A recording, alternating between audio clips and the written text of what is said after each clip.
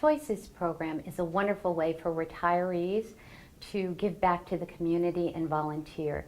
It includes learning everything that you can about Medicare, prescription drug plans, and assisting people to find the programs that work best for them. Please join me in listening to the story of one of our best volunteers, Michael. It's primarily with regards to Medicare. I work with a lot of people who are new to Medicare. As they approach their 65th birthday, they're inundated with marketing materials from all of the healthcare providers, particularly the folks who offer Medicare Advantage plans and Part D plans, and people are generally totally confused about the choices they have to make. So I enjoy helping them understand what their options are, what the pros and cons are of original Medicare versus a Medicare Advantage plan. We talk about the importance of a Medigap plan if a person can afford it, for those who go in original Medicare, and also filling them in on where the Part D plans fit in. So I find that very gratifying. People usually appreciate, they walk away relieved that I've kind of simplified this very complicated process for them. In terms of saving people money, we do that in a lot of ways, big and small. One of my favorite parts of volunteer work is during the open enrollment season, typically along with other volunteers and SWACA staff, we'll go out to senior centers in the area. And a couple of years ago, it was my last client at the Fairfield Senior Center. A woman came in and said, some of my friends said I'm paying a lot for drugs and you guys might be able to help me. And typically we say, well, we'll try and help, we'll do our best. And once I got into her case, it was like, holy cow, this woman is paying a lot for her drugs. She didn't know who had put her in the drug plan she was in. But to make a long story short, at the end of the day, the plan we were able to come up with for her saved her an estimated cost about $8,000 a year. So for a person on a modest income, that is a ton of money. A lot of people we help, it's not that dramatic. Last week here at the Eastside Senior Center, I had a client who's dual eligible for Medicare and Medicaid, and had like a $14 copay. There was an issue where the state had denied the claim, and actually with the help of one of the SWACA staff, I was able to get good advice on how to resolve that issue. So again, from my point of view, those are two specific things.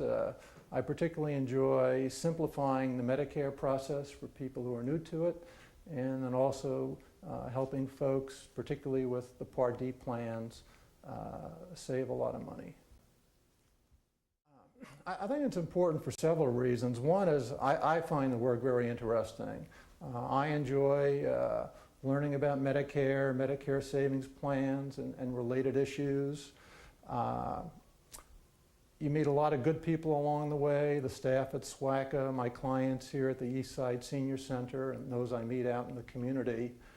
And then I'm reminded of an expression that I will probably botch up, but people talk about it. It's hard to change the world. There's lots of injustice in our world. There's lots of things that we as a country could do better.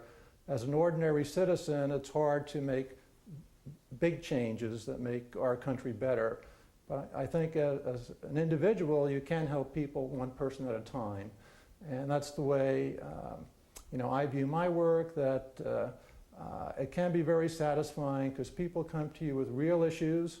Some are big issues, some are small issues. And when they leave, you feel like you've helped a person resolve an issue that's important to them. SWACA does a great job of supporting us. I would say 2 to 3 times a year there's formal training. So in addition to myself, all of the volunteers go through training. Typically we have training just before open enrollment starts to be updated on changes to Medicare and related programs. And then another 1 or 2 times during the year, there's formal training where we're kept up to date on changes to state programs and anything that would affect us in our work. And then on a week-to-week basis, while I tend to work pretty independently, there are times where, like that issue I mentioned last week, I could not resolve it.